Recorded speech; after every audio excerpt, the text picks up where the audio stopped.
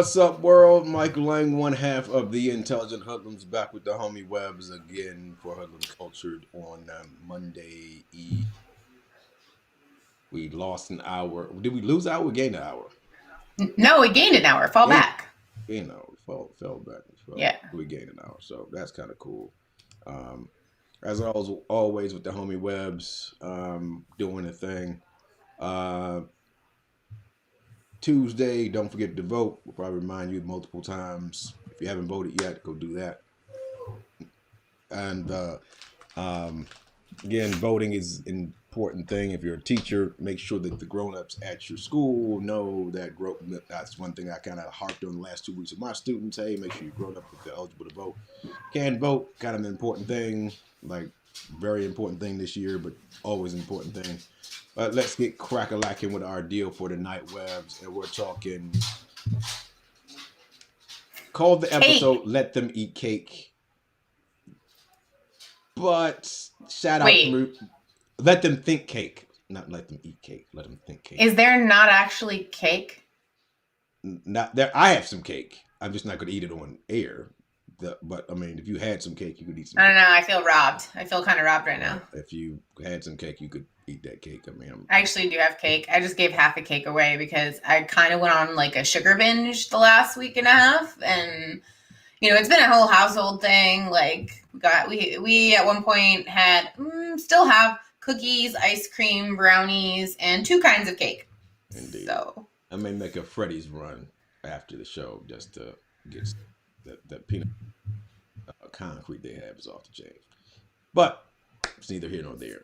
Let Them Think Cake. Shout out to Marie Antoinette, who has been dead for hundreds of years, but it is what it is. Do we really want to shout out Marie Antoinette? I mean, she's the one that said it supposedly, so yes, I will shout her out because that's it. I interpolated on her quote. But our show tonight is going to be kind of about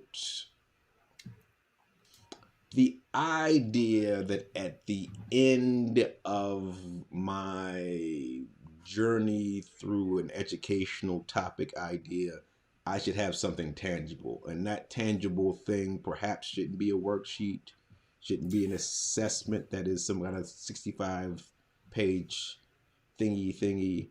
Because multiple choice test. Yeah, perhaps we need to have people producing like they would in real life. You know what I'm saying? I told my colleagues the trick about picking the answer that's the longest if you're not sure, and it blew their minds. They had never heard it before. I mean, I just with the multiple choice joints. It was like the worst multiple choice ones are the ones where they're almost the same, and you're like, okay, I can see how both of these answers are correct, fam. So that would make this a stupid assessment. So let's not. Go ahead, Webs.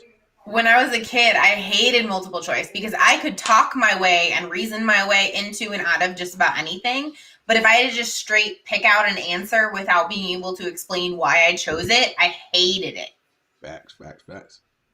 So, because Webs is our resident 21st century person who has a job and stuff that's not teaching. I mean, but before I get to the actual question, how many multiple choice tests do you take on a regular basis? None. I mean, no, because even my Security Plus certification test did have some multiple choice questions, but on a regular oh God, no, they don't. I don't get quizzed on anything on a regular basis. This is what I'm saying. Like as a function of your job, how often do you take a multiple choice assessment?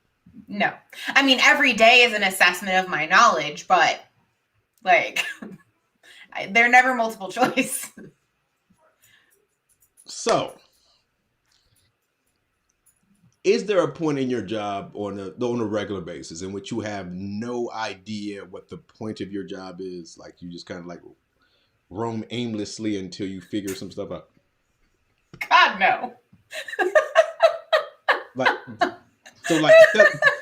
Speak a little bit more about that. Is there how do you know there's a point to your job? Because we're building something. So the point of my job is to build that thing. Well, the point of my job is to build the ecosystem in which other people build that thing. But the purpose of my job is to make sure that ecosystem is stable and to evolve that ecosystem as needed and to it's kind of like gardening, I guess, because as a delivery ecosystem, as a DevOps engineer, you're always tending to this garden where applications live to make sure that it's reliable, to make sure that it's secure. So there is always work to be done on my little digital garden. How do you know you're being successful? I mean, we have those little goals I know I've talked about before. Like we have stories that we write that are like, here's our goal. So the like high level of how our work gets determined is we talk to our customers. So like our customers, and I'm using that term not as in like the end users of the product of the applications that the app developers are building, but the app development team, for example, is one of our customers. The security team is one of our customers. So we look at what our customers need, and then based on that we set goals for our sprint, and from there those goals, just like you write objectives, you have like kind of overarching themes, and then you have objectives and for each individual lesson, and you break that down, you have like a long-term plan. It's the same idea. Like we have epics and features, or features and epics, I forget which one's higher, but epics and features, and then that breaks down into actual stories, and those stories make up the features. I think it's epics, features, stories. And that's how we determine like the progress that we're making on our work. It all depends on like what our customer needs. That's really the biggest thing. Interesting. Yeah. Very interesting. So it's always working toward whatever we need to do to support the customer, whatever we need to do to accomplish that feature, that work toward that more of that epic. Sometimes, like I said, it's, at one point we've made it, maybe like stood something up, and we know that there are features we need to enable on it, but we need to research and make sure that we're enabling those features correctly because maybe they're new features or whatever. And so we'll have to go back and do what's called a spike. So we do deep research on like exactly what it means to enable those features. And then based on the outcome of that spike, we'll write stories that then that's the actual work we do to implement whatever we've decided to do as the outcome of the spike. Indeed. But yes, we're always like producing or working on something. Even when we do research, like we have some kind of output document, and we actually have what's called a definition of done, where we have a list of things, and we have to make sure that all of those things have been met once we've deemed that story as complete. Interesting. So, my question therefore is... I want to answer the other side of that, though. Okay. Like, because the alternative is I'm getting paid to just sit around and do nothing. Yeah. Like, that's never going to happen. I mean, my question, and I realize I have the wrong graphic there. My question is, like,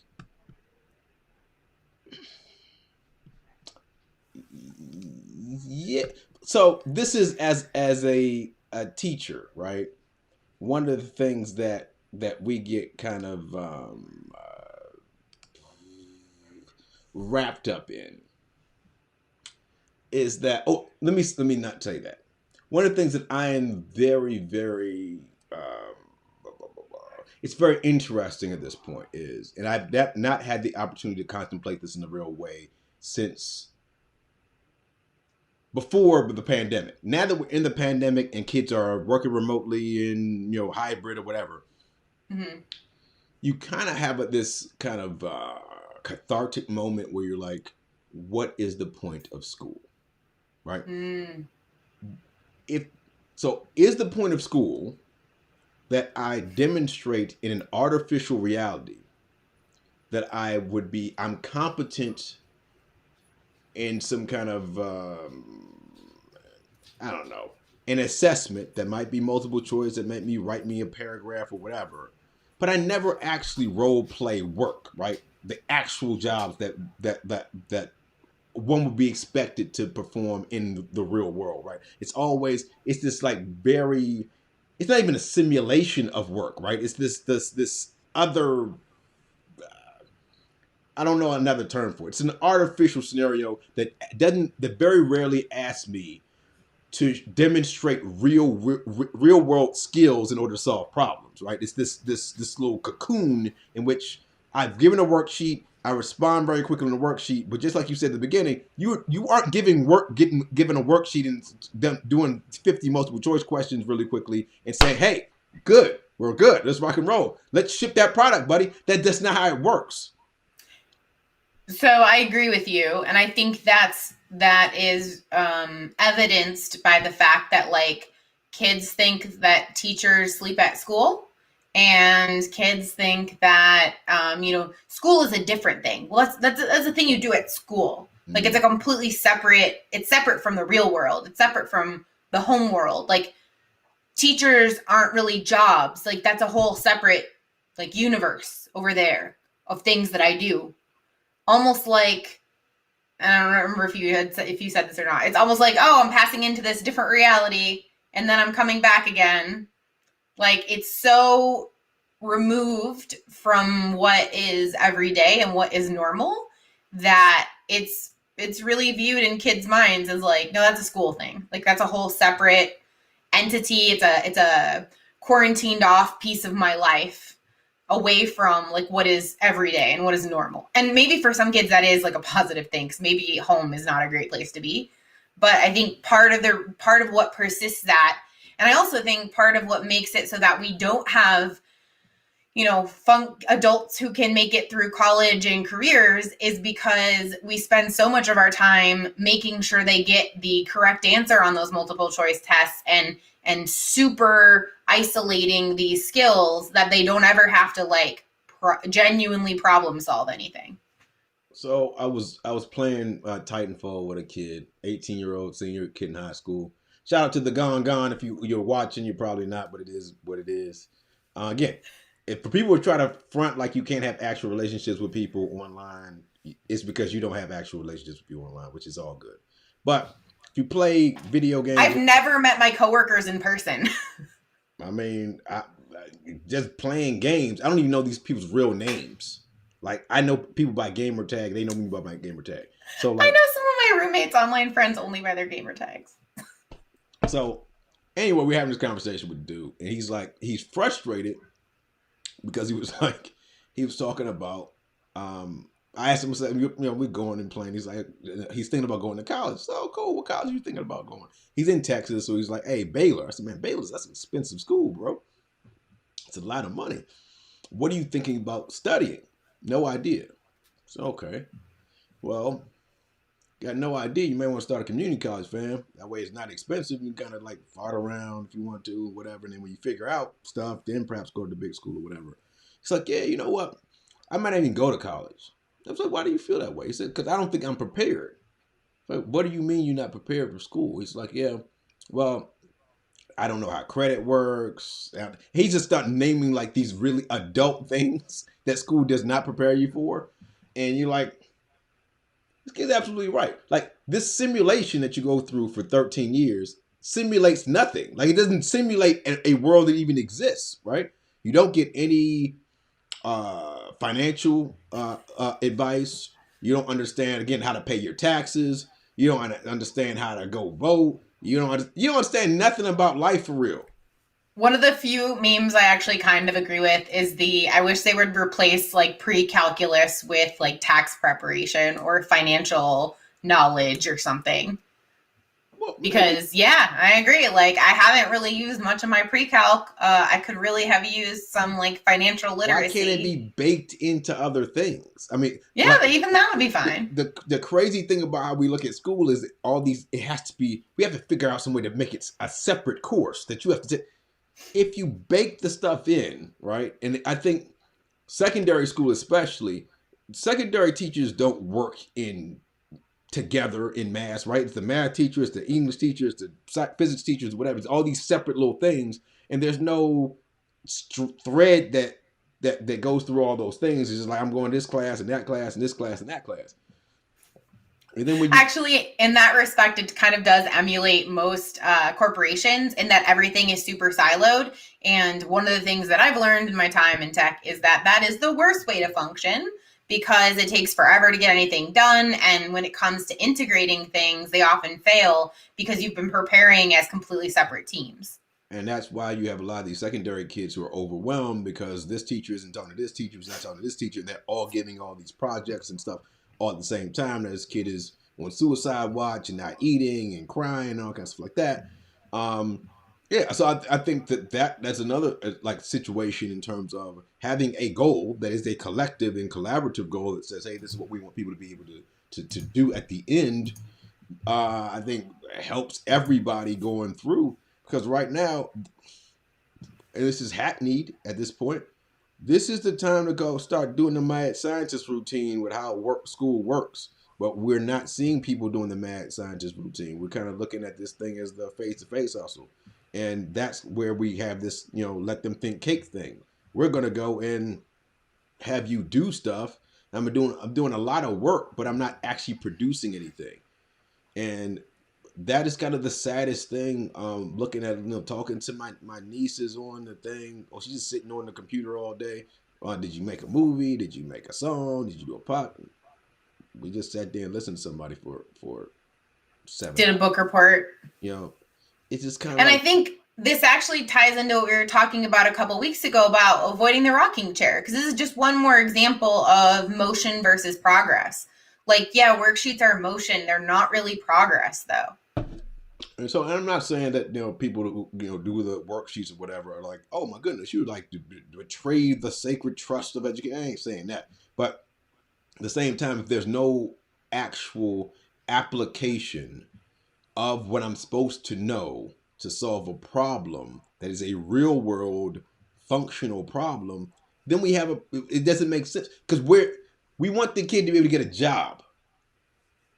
And I had a conversation with a colleague of mine, and she was like, "Well, hey, it's too early for them to think about work." I was like, "What? They gonna wake up? They're gonna be 18 years old, man. Like it goes quick, and then you're gonna be like, all right, no, this person has no what business start complaining about? We gotta retrain people. They don't know how to do this, and we got 13 years, man, in which you can go and layer those skills into a functional place where those kids can be successful, rather than." You're 18. Oh my God! Now we got to prepare you to go to college. Like that doesn't work. Because also, once they hit middle school and high school, you're battling a lot of other things on top of that. So you have, they're going through puberty. They're dealing with romantic relationships for possibly the first time. Like, there are all these other things that happen in addition to learning. So they're now becoming like more human, independent, trying to figure out how to navigate like a pseudo-adult social world as well. And so trying to teach them all of that in their last 4 years in the system is like, oh my God, so many things.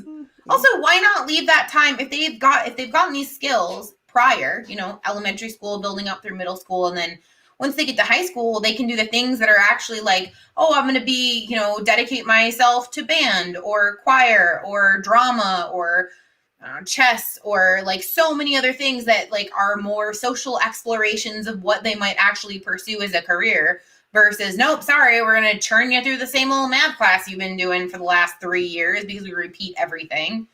Facts.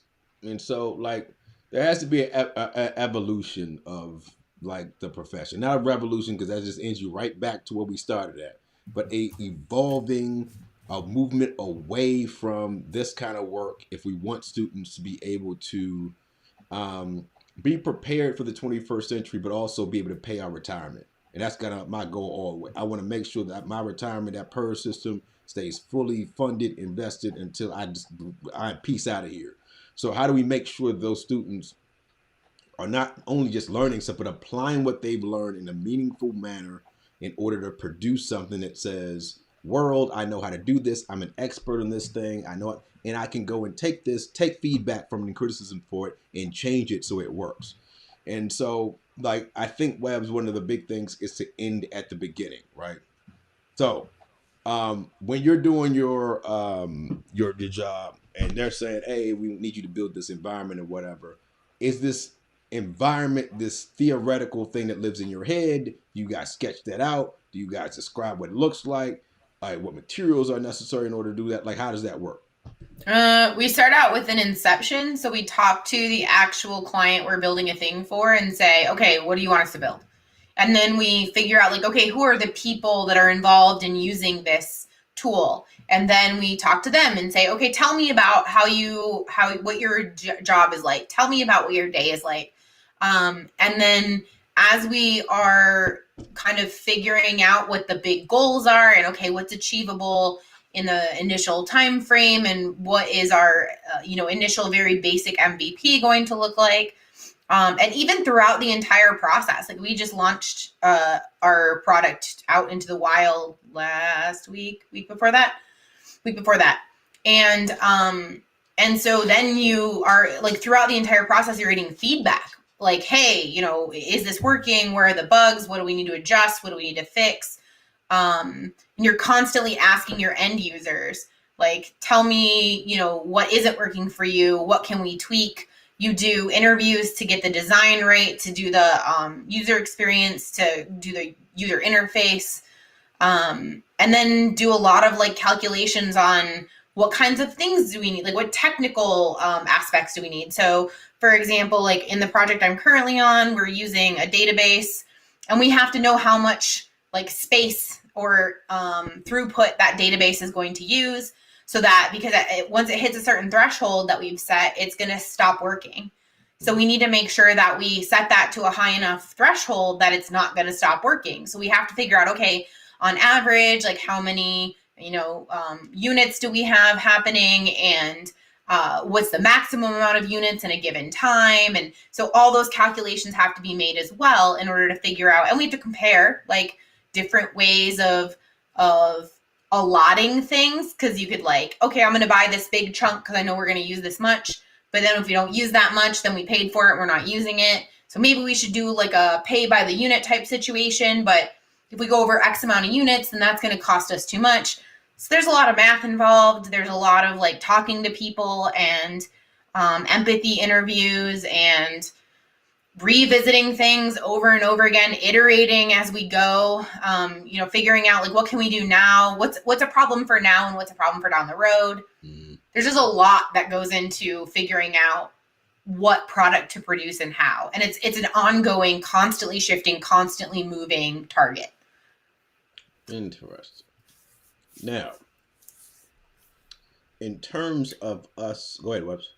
Oh, I was going to say, but to go back to what you were saying earlier, what we're talking about isn't really new, right? Like we're talking about using the higher levels of blooms, really. We're talking about hitting those evaluation levels, hitting those, what's the one right below evaluation? Help me out. Something about, I can't remember the one before. If somebody knows the one before evaluation, help me out.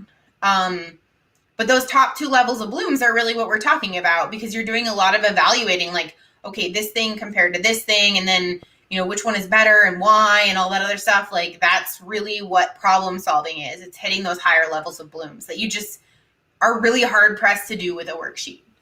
I mean, I think that I don't, not to say I don't operate in the world of blooms. I'm more of a Cartesian when it comes down to that kind of deal. Like, fundamentally, I know you exist is because you can think and you can solve problems. I think, therefore, I am. So if I'm working on that Cartesian plane, I'm kind of working it from the point of view that, are you authentically thinking through and producing something? If I'm simply giving you, and not to say that giving you a standardized test couldn't be a component of assessing you. I'm not saying just get rid of all the standardized testing and the multiple choice stuff. Excuse me. The grand scheme of things, on my job, when even as an instructor, right? My boss comes to observe me. She doesn't give me a standardized test. She uses her eyes and says, okay, cool. This is what you're supposed to be able to do.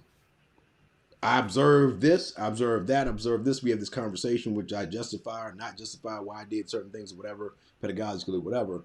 But there's never a situation in which I'm handed a test on a regular basis and say, if you don't pass this test with a 85%, at an 85% clip, you suddenly lose your license, right? So if the real world, even the world of teaching, does not operate that way, once you get out of the praxis, you're pretty much home free, right? The praxis is the last paper pencil assessment that unlocks the door into teaching. How do we go and we ensure that our little friends that we call our students are going to be looking at the 21st century in a more tangible way rather than this a scenario in which we're just doing school. And not to say ISTE is perfect. There's a lot of beef I got with ISTE and how they do stuff, but I do like the fact that they've got these standards and they're already built for you there. So if you're someone who's not familiar with the ISTE standards for students and for teachers, so both the student has a set of standards and the teachers have a set of standards as well. This is what I lesson plan off of every week. Utilize these standards in my lesson plans. Because if you look at what we have here, the empowered learner. All right, students that leverage technology take on an active role in choosing, achieving, and demonstrating competency in their learning goals and informed by the learning sciences. And then they have playlists for all of them. So cool. Kids, technology, choice. I don't think that's a bad deal. All right, digital citizenship. Is that a big thing? Yep, because if I'm stuck in my room and I want to talk to some kid in India, some kid in China, some kid down the street, I'm playing Xbox or whatever, is digital citizenship a big deal? Is that a big deal in life? Webbs, do you need to be a digital citizen when you at work with your people? Yeah, I mean, I work remotely, so I have to know how to communicate over like Slack and Teams and send emails and know what's appropriate and what's not. Um, Even like chat in like meetings. Like we'll do back channel chat in meetings, and you have to know like read the room and figure out like is this an appropriate thing to do or say, and yeah, that's all part of like real working world. And so my not hypothesis, but my goal here is to say, cool. Whatever your actual state standards are saying about kid has to be able to do X, I would challenge you to also come to ISTE standards and say, okay, cool. I'm gonna make sure I'm utilizing at least one of those ideas as I'm planning my lessons. Is this making the kid a designer? Is the kid being a knowledge constructor? Is it being a creative communication, a global collaborator? Is there something that's going to be meaningful and powerful for this student as they move up the food chain to college and career readiness that I can continue to always leverage in my lesson plans to make sure the kid can demonstrate these ideas, because I think these ideas are more 21st century ideas in terms of survival, thriving, and being exposed. As Lord knows, again, I play video games. Your kids are playing. They're interacting with people from different backgrounds and different places. They're talking to people and whatnot.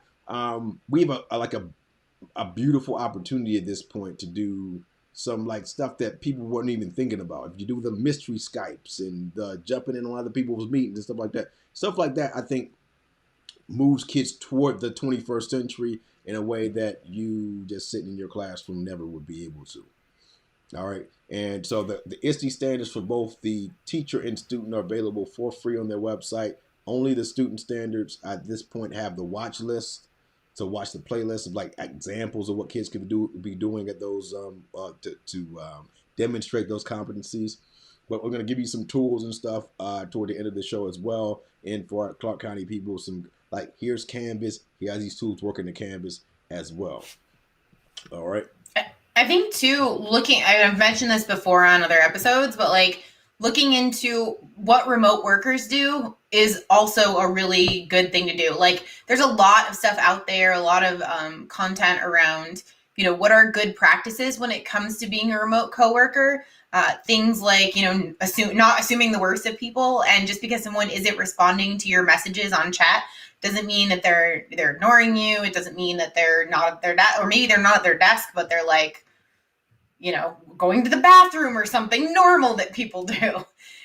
So I would encourage people to also look up like best practices around being a good remote coworker, because I feel like a lot of those would apply to being a remote teacher, being a remote student. And that's what a lot of folks are doing right now. And some of the pitfalls, like I mentioned those before too. Burnout is top of the list when it comes to, issues that remote workers have. So that's really important as well.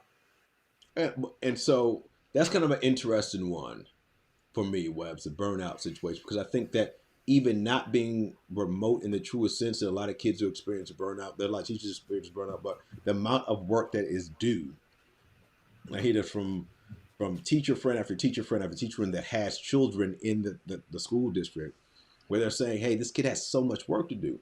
And you're also looking at it at a point where I I have a think theory on that. the benefit of doing school the way we're doing it is allowing students to go at a pace that is it's a pace that they can go at that's individual and personalized. So this morning I had kids doing work. I'm getting all these notices from Canvas saying, "Hey, so and so just turned in this." You're like, "All right, cool. This is the weekend." This kid didn't even come to class on Tuesday or whatever. They're just like, "All right, it's the weekend. I'm gonna get this work done." What makes their efforts invalid, and what makes it less powerful? That this kid said, "Okay, cool. I wasn't ready to do this on Tuesday. I'm ready to do this on Sunday morning." God bless America. You got it done, fam. Like what? Like I think that there's this like real weird scenario here where on one hand we want to treat kids like they're professionals, right? Hey, this is due at this time. On the other hand, we don't want to treat them like professionals, like not give them the opportunity to produce stuff. It's just, hey, this is not, if this is not turned in by 11:59, like there is no like hard deadline as in you're gonna miss a production date. It's just I just want it at 11:59. You know what I'm saying? Go ahead, Webs. No, a couple things. So one, I have a theory on that. I think part of the reason I would love to be able to compare the amount of work students are getting now to what they usually get face to face, because I would guess face to face is less. And I think that's because, and this happens with a lot of leaders and managers whose teams end up going remote, is that when they can't see them, they start to panic and they start to think like, oh, they're not on task, they're not doing what they need to be doing. And so I think because you can't see how much work you're assigning, you don't really realize how much work you're assigning. And that, especially with secondary kids, like I think that's happening across classes. So all this talk about like students, mental health issues and whatever. Well, I wonder how much of that is to blame, if that's actually a thing. I would love to see some research on that. Like, what is the workload now that we've gone remote compared to the typical workload? And then there was something else you said. Oh, I was thinking about, again, my work. So I get assigned a story and I give my update every day, and nobody harasses me about how long it's taking. For example, what I'm working on right now is going to take a while because it's a really big like task. And so no one is saying, oh, Webs, this is due on Friday at 11:59. If you don't get it done, like, no, if I have a legitimate reason why it's taking longer than a typical story would, then they believe me because I'm a professional and I'm trusted. Like, if you can't trust your people, then why are you hiring me? Now, granted, kids don't have yet fully formed, frontal cortexes or whatever their decision-making thing is. So are they going to probably have more hiccups than a fully grown adult? Yes. But that doesn't mean that you like super chastise them for it, mistrust them, give them crazy deadlines, whatever. Like, can you explain what a story is, please? What does that mean? What is that? A story is a piece of work. It's essentially an assignment. I mean, it's basically like an assignment that I get. Like, here's your piece of work that you have to complete. And sometimes we hand off stories. So if a story is particularly large or someone's going on vacation or something, we'll pass the story off. And that's why we work in pairs, because like person A and person B, or rally car style. So person A and person B, let's say person B is going to be going on vacation.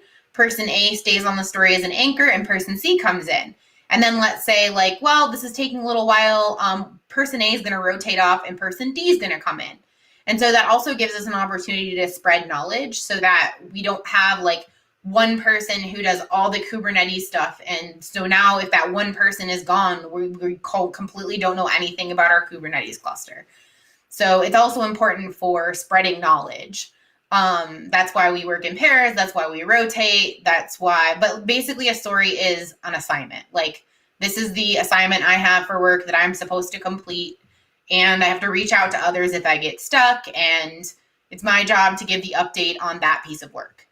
So, and I wanted you to explain that because it kind of reinforced an idea that I had already.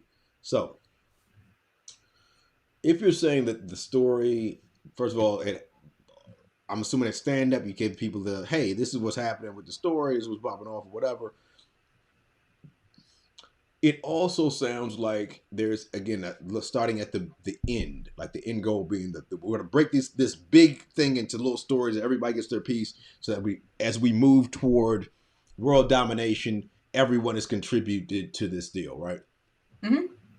So rather than making it up as we go, there was some thought as to this is the goal and these are the pieces that are going to be necessary to achieve the goal. And I think that that is the part that is, I think, the issue here, right?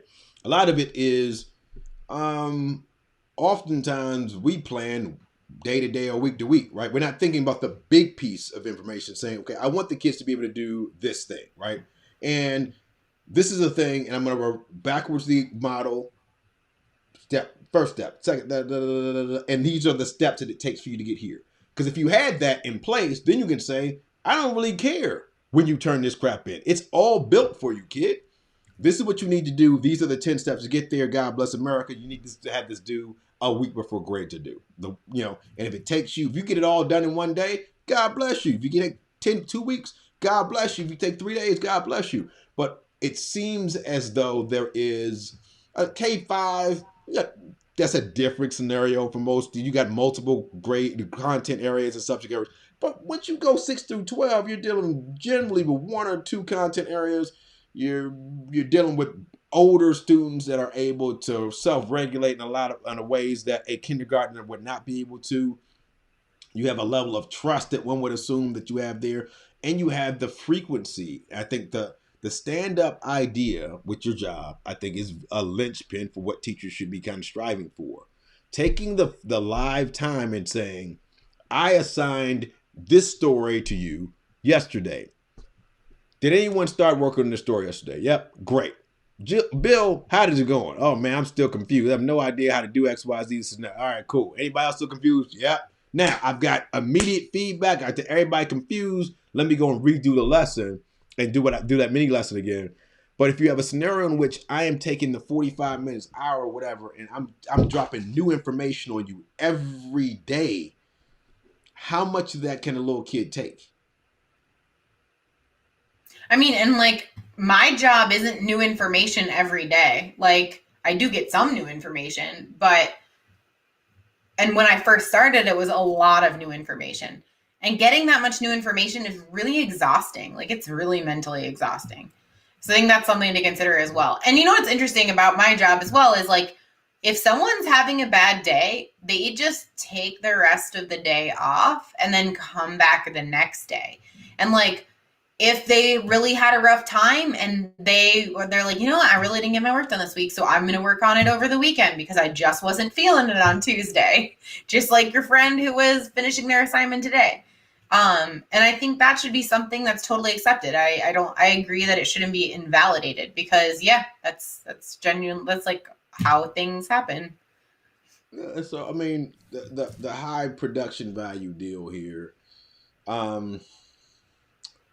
I guess what I meant by that topic is there are a number of tools out here now. I mean, these 5 billion tools that you can use as a teacher in order to do really, really dope and dynamic stuff. I would argue that ending at the beginning is a strategy agnostic of technology. Like, yeah, you start with your standards. And it's funny because like when my college program, that's how they taught us to write lessons. Like they didn't give us a teacher's manual. We had to start from the standards and work backwards and come up with, what is the authentic assessment that's going to represent these standards. I learned after I got a job that that's not how every program does it. So there are a lot of teachers that struggle when they don't, what? That's how my program did it as well. There is a goal there, but I think if you look at it from perspective that I want an authentic presentation of your understanding of those standards, not you took a multiple choice test. Even when I was not, and I did not have technology in the classroom, how can you demonstrate to Mr. Lane that you understood how the cosmos works or whatever it is? What kind of creativity could you use? What kind of imagination could you use? Did you write a poem? Did you create a play? Did you something that there was a tangible product that said, "Yep, we understand what you're talking about," and I took what you did and I did work with it. Did I make it? Think about Hamilton, right? Like, cool. He understands Hamilton in his life and those life and times because he took the crap and he built this thing with it. That right there says you have mastered that content, person. All right, God bless you. But if you can just write me a 3-paragraph essay on Hamilton, okay. What value does that add to life, fam? I don't remember what the standards attached to it were. I wish I could go back and find the lesson plan, but I remember my last year of teaching, I had my students design board games out of recycled stuff. I did a lot with recycled stuff because we generated a lot of trash. They made board games out of like old cardboard boxes and stuff. Let me tell you, that was one of the most fun activities, units, whatever that I did with my students because having them play their own games, because I had them trade games and then they had to give feedback on the other team's game. Having them play their games, they're like, your game is way too easy to win. You got to make it way harder. And then they go back and iterate and like update and change their game. Or like, oh, I really like this feature about your game. The spinner is really cool, but like it doesn't spin very good. So you got to do better with your spinner. Or they'd write like questions or math problems or something like, oh, you had a lot of twos. And so that made it really easy. I think you should throw in some more like harder questions. So that was one of the most fun and they were the most motivated because they were building a thing that was their own and it was a real thing that like was a real product that other kids could play and they knew another team was going to have to play it. Authentic work, authentic work, authentic work. I did stuff that's actually tangible and alive in the real world, not in some theoretical place, real world application. So that's kind of where we're gonna go with the high production value deal. Again, you don't have all your kids with you, so that in terms of like saying, hey, everyone has these things, that thing, that kind of gets weird when you're talking about actual like recycled materials and things like that. But it still gives us the opportunity to say, if I'm in the lower grades and I'm talking about community, what does it look like outside your window?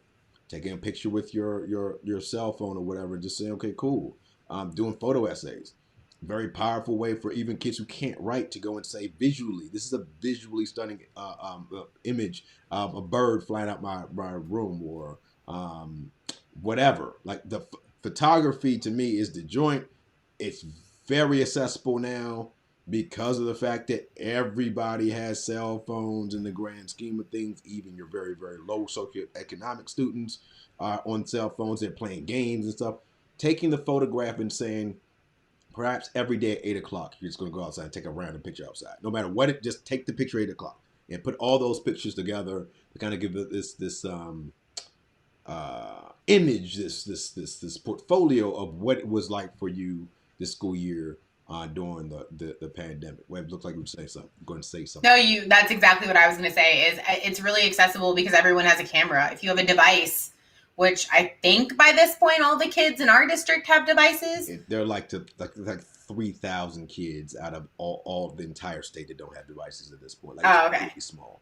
Oh, okay. So almost every kid has a device. Every device has a camera. So yeah, even if it's just like I'm going to hold my Chromebook above my head and snap behind me, like that's still something. Like you do have so many options. I was thinking actually about the work we were doing with Spark Video earlier this week.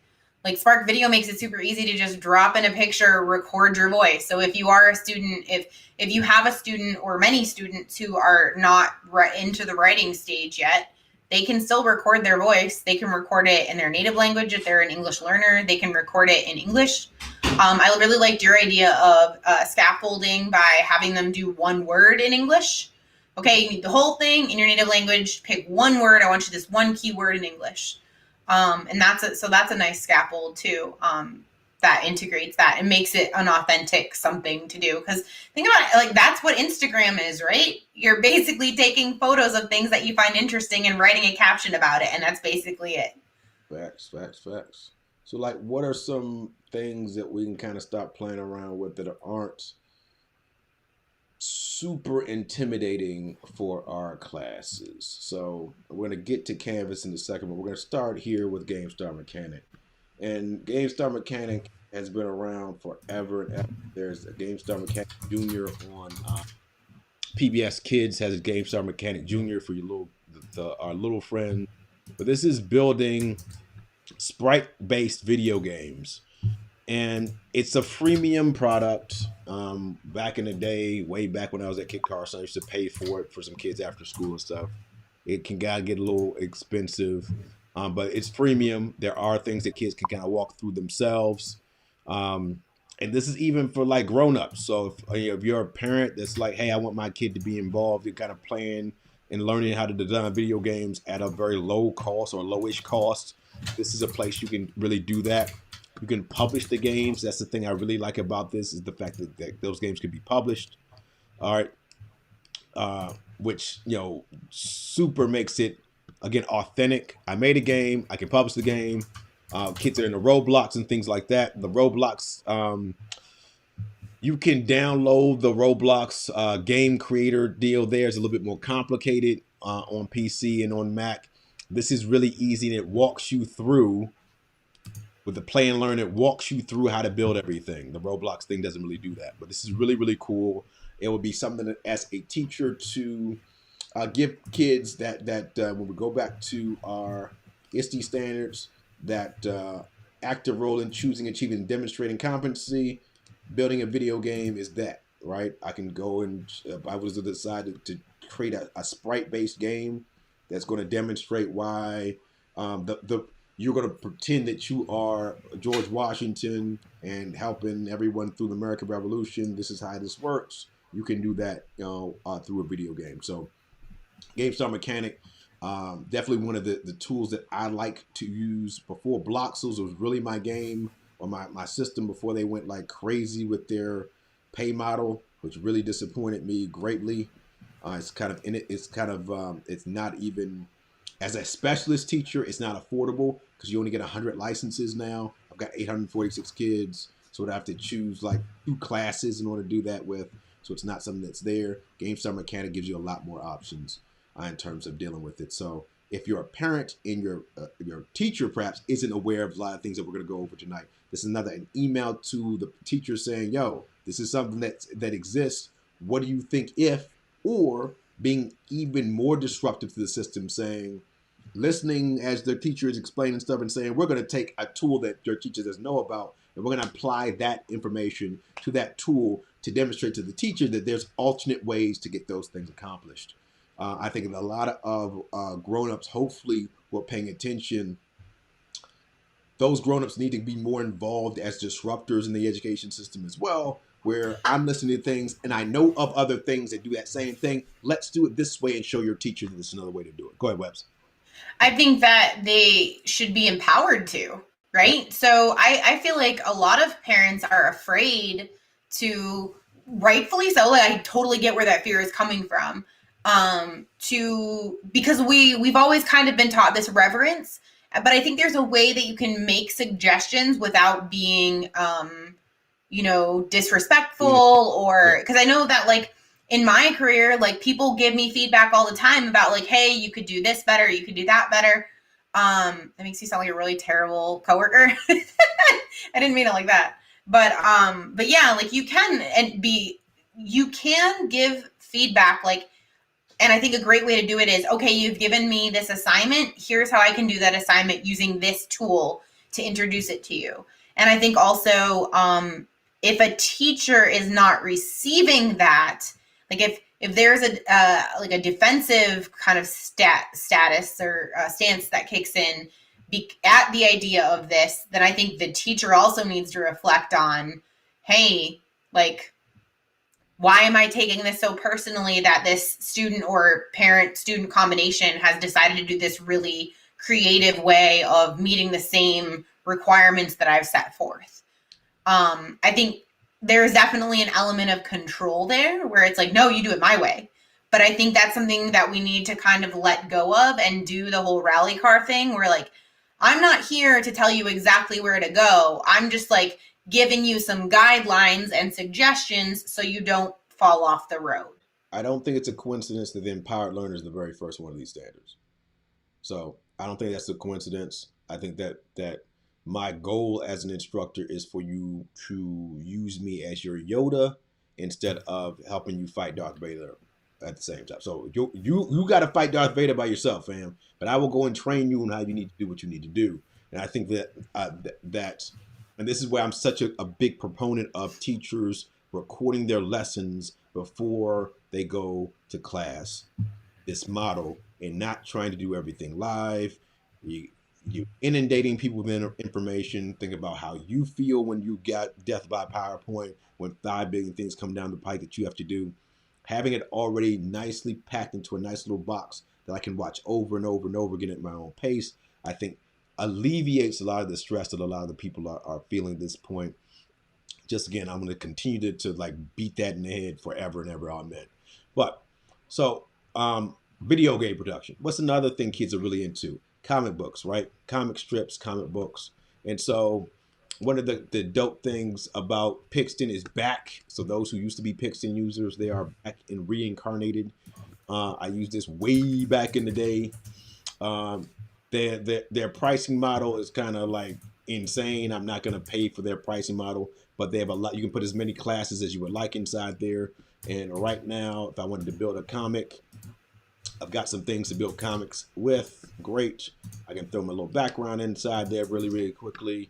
Great. I can add whatever characters I'd like. And they pop in there really, really quickly. So I can tell stories and whatnot really, really quickly. I loved this tool back in the day. All my students had accounts. I used to actually pay for Pixton for all 200 some odd of my students because it's just a dope. Kids want to make comics. Comics are accessible. Comics are easy to deal with. I can add words here that are really, really small. The cool thing that they've done with the interface is I've got a microphone there. So if I cannot type, I can just talk into the deal. So, oops.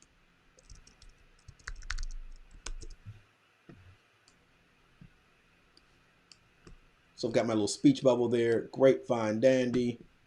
I can change that so it could be a thought bubble if I want it to be. We need shirts that say great, fine, dandy. Indeed. Shouting it, whisper it, whatever. Now, you're talking about literacy. You're talking about giving kids the opportunity to express themselves, communicate. All I did was pick some characters. Can I make my own characters? I could if I wanted to. Pick some characters, throw those exit tickets, automatic, like real quick exit ticket. Real quick storytelling, beginning, middle, and end. Really slick. It doesn't cost you anything to set your classes up. I can add multiple panels if I would like. So I can add another panel there, have this person go other places. You can actually build your own panels in here as well. You can change their faces as they go through. So if I don't want her face to look that way, I can change it to different expressions. So I wanted to smile or whatever in the second panel, I can do that. So you're really getting into that storytelling mode where you might have the next Stan Lee or Jim Lee or whatever in your classroom. But it's giving an opportunity to play. And again, changing the actions. I don't want her to stand there. I want her to put her hand up. And that switches that automatically. Really simple, really easy. Pixton.com. I'll just go to Pixton EDU. Clark County School District is one of the vendors that supports Pixton. For some reason, they didn't give us the premium accounts, which kind of stinks. But it is what it is. Pixton, great place to integrate the comic creation opportunity in your classroom. And this can go, have this person explain a math problem. Have this person explain a science concept. Have this person explain a biology concept. It doesn't have to be only in ELA. It could be in a number of things where I have this very easy visual representation of how a process happens, my understanding of something, and the kids are going to be really into it. And you don't really have to do squat, but set the accounts up. Also, think about the amount of inferences you have to draw when it comes to images. So you have to, you kind of have to know, like, you know, if I'm shouting, if I'm whispering, the examples that you gave, the bubble changed, right? The lines around the bubble. So you have to be able to understand that, like, oh, if it has the ... that means I'm whispering. If it has the little bubbles up to the big cloud, then I'm thinking. If you're pointing with a hand, like, what are you pointing to? Those are all inferences that kids have to make in order to use tools like this.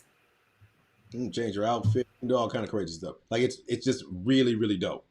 And my hope is that, you know, as we start sharing these tools and stuff, like, don't get inundated with the tools. Just say, okay, cool. These are all options that I can give a kid to say, you know what? You don't want to make a movie, make a comic strip. You don't want to make a comic strip, make a video game. You want to make a video game, make a podcast. The choice gives us power. And I think that's like not a uniquely American thing, but that's one of the good things about America. You got a lot of options, right? Like if I can, I can different colors and different shapes and different sizes and move things around, different tools. Your kids right now, the internet is their oyster, and so making sure things are set up that way for them to express themselves, I think, will cause your students to turn in their work at a higher clip as well. Because now I'm empowered to go and do some funky stuff. So, and I'm proud to be able to share the work that I've done. I think that's a lot of it too. Like if I feel invested, like I'm represented, and this is another thing I feel like I harp on a lot, but Octalysis, like, right, that framework of understanding the positives and negatives that influence people wanting to do things, because essentially what you really want to do is you want to use those marketing strategies to get kids to be motivated to want to turn in their work because they feel invested. They feel like they're represented in their work. They're proud of it. They want to show off their brand. Like those are all things that motivate people in general and kids in particular. Facts. So, I mean, those two tools in particular there, and then we're going to go back to some oldies but goodies, some tools that we've already kind of invested in or spoken about on the show previously. And Synth, like this is a very easy way to get the podcasting into your classroom by doing fundamentally nothing, right? Hitting the plus sign, recording some information. Hello, this is Mike and Webbs, and this is the Hoodlum Cultured podcast, vodcast, daily show type deal. Stop. Hello, this is Mike and Webbs, and this is the Hoodlum Cultured. Wonderful. I did that. I'm at the done button. I don't care about re-recorded, whatever. All right. In the grand scheme of things, I can take this, and I'm actually going to do this really, really quickly. Don't care about that at all. This is a test. Great. Next.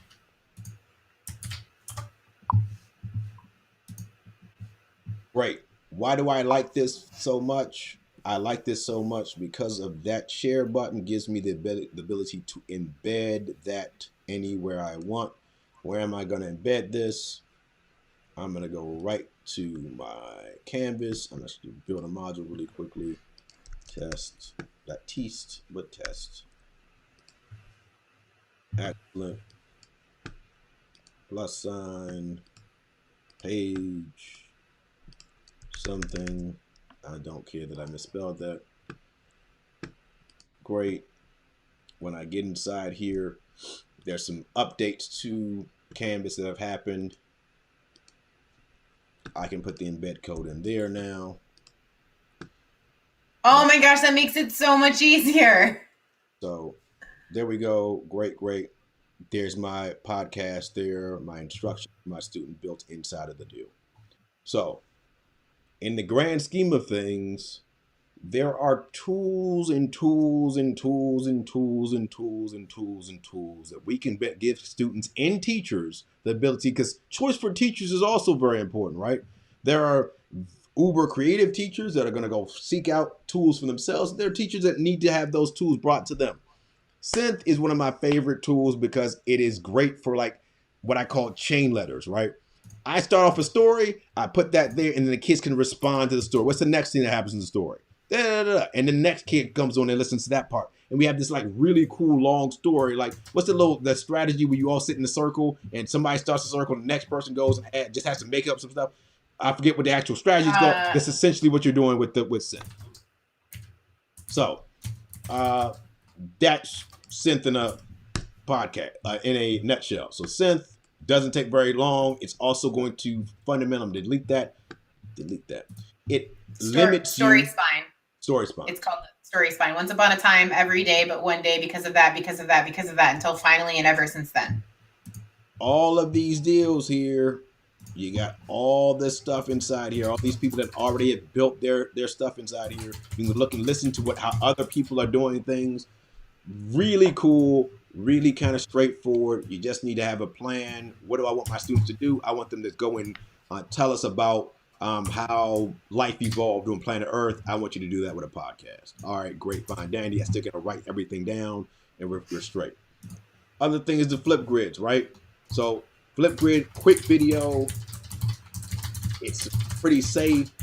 and lock everything down. The Flipgrids are, this is like one of my essential, if you had to add essential tools for the lockdown, Flipgrid has to be one of those because it's quick video that can be downloaded. There is a ability to create the GIFs out of these things, which my kids have been doing for the last couple of weeks. If you're interested in that, if you're on our newsletter list, I believe that we sent that out today on our newsletter list. If you're not, go to our website, get on our newsletter list.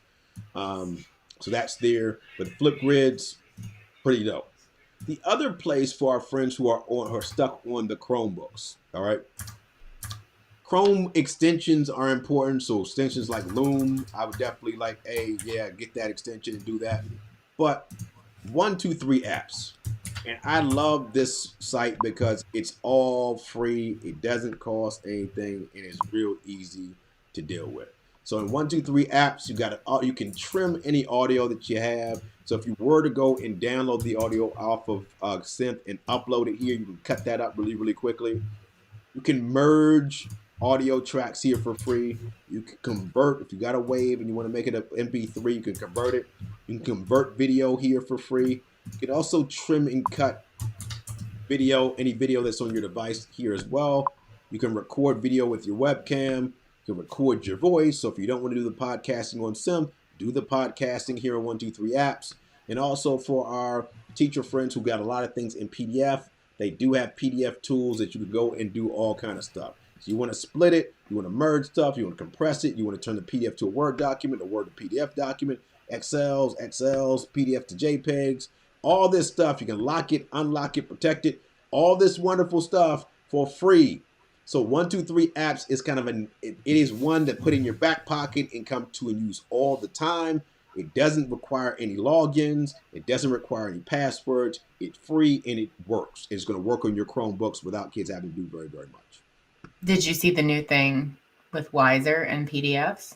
No, I did not see the new thing with Wiser PDFs. So Wiser just came out with a creator level, and it will convert your PDFs into Wiser worksheets. I'm a Wiser disciple. So if you do the Wiser thing, awesome sauce. If you don't do the Wiser thing, I think you should do it. It's like $35 a year. There's also a Google integration where you can just take things from Google and dump them into your Wiser worksheet. Wiser is the Thanos tool. It is the one and only. If there's one tool that you got to have with your gauntlet, it's the one that holds all the other gems, fam. So if you're not a Wiser user, Wiser is the joint. If you're a teacher, if you're a parent and your teacher ain't using Wiser, have those people look at the Wiser situation as well. It will fit inside of your Canvas because it will allow you to embed it. So it's not a huge problem to use both Wiser and everything. It also works with your Google Classroom. So if you want to do that with your Google Classroom, you see my Google Classroom stuff is there. If you work with Google Classroom, you can do that as well. You go to this Google worksheet. I must not have got an email or anything that said you could do that. I wish Wiser had a blog, because that's what I was looking for, was a blog post that talked about those features, because they were buried in an email. I just happened to glance at it. I'm like, oh, that's cool. I got it. You know why? Because I was on their light program or tier or whatever, and it upgraded me to creator. I don't see that on my deal here. Oh, add to drive right there. Cool. Very cool. That's pretty dope. That means I'm going to be changing some lessons tonight. Let me see if I have, because I added it to our instance of Google as well. Let's see if I have a PDF floating around here someplace. Very dope. Very dope. So. Yep. Open with Wiser. It's something you have to download and add to your Google Drive? It's it's like an extension or whatever. Like a Chrome extension? No, it's like a Google Drive extension. So it may be something, I don't know what it looks like in your instance to, oh, that's pretty cool. I don't know what it looks like in your instance to get, to add things like that. So like the Nearpod extension or whatever. Did you have to? It wasn't an administrator level thing, was it? I mean, I have all of our stuff on lockdown, so you can't add anything without my information. But I don't know how CCSD is set up. Yeah, so it should be You wide. should check it out. Try see if it'll work for you. It's there. Bada bing. I'm adding Yep. Google Drive now. So CCSD friends, you can add it to your Google Drive. Add the add-on there, and it works. So I'm apparently more strict than CCSD as an administrator. all right, cool. I mean, I'm good with it. All right, that rocks and rolls, man. Let's see other permissions it needs to have. Is it looking at anything funky? It's like normal stuff you'd expect it to. It needs access to your drive because it's using documents in your drive. But it's not like, oh, we also want your email and to be able to manipulate things, and we want to be able to send emails on your behalf. There's nothing crazy like that. Very dope. I got it set up, so I'm good. So that makes me even love Wiser even more. I am a Wiser fanatic, and if they had stock, I would buy stock in Wiser. But I don't believe they have any stock webs. But that being the case, let's think about how we can have our little friends produce stuff, make things, keep things so that they make sense in the real world aspect rather than just we did a worksheet and now your worksheet is done and we keep it moving. Because I think that overall our customer is more happy when they have something to show to the world and say whether it's perfect or not. Hey, I made this. I think about your family refrigerator for most people, right? The little pictures that you drew and all that garbage. And your mom, even though it was the ugliest picture in the world, she took it and put it on the refrigerator and was like, hey, is that supposed to be a bear? No, that's a dog in Santa Claus. Oh, yeah, I saw that. Like, that stuff that I mean, when I started doing blogging with my students and they knew that people would see their writing, getting them to revise and edit became so much easier. They became obsessed with revising and editing because they knew that the real world was going to see it. It wasn't just something that they were writing for me and that was it. It was something that was going to be seen by a wider audience and they wanted it to be perfect. Facts. All right. Well, enjoy your Monday Eve, the rest of your Monday Eve. Monday, you got to work, teach your friends in CCSD, but Tuesday you have off. If you didn't go and vote, do the voting thing, por favor. Yeah. Did you have the thing that we talked about earlier?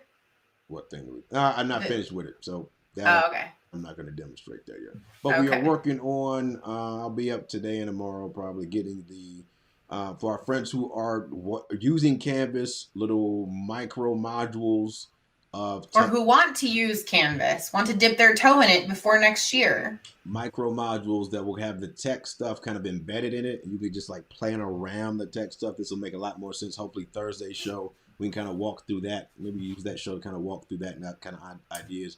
And also have a scenario where maybe not thinking in courses, thinking in modules, the smaller pieces that are easier to spin up, rather than trying to build this entire course thing and looking at it in smaller bits so that by the end of the school year we're good. What's up, Webs? We're not going to have a show on Thursday. Oh, that's right.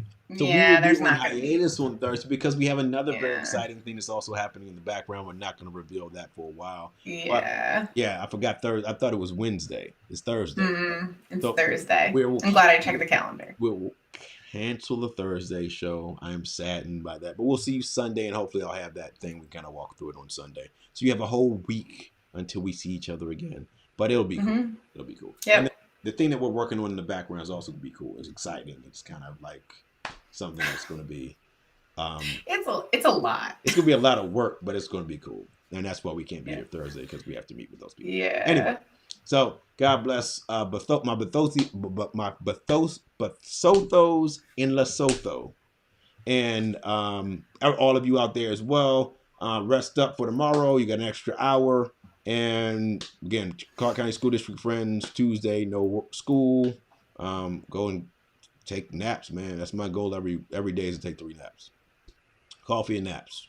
So whatever your goals are for the day. We need that on a shirt too. Coffee and naps with the logo as the and symbol.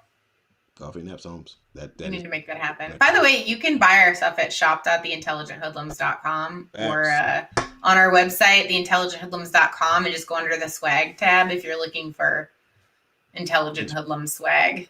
We have lots of it. Facts. All right, good people. My Basotho. I gotta have somebody from Basotho. One person from Basotho watched the show at one point, so I can give him a shout out. But anyway, God bless y'all. We'll catch you on Sunday, not Thursday, and we'll holler. I'm gonna do the thing right now. Bye, everybody. I didn't do the thing because. Oh. Hold on. Oh no, we can't not have the thing. All right. Bye, everybody.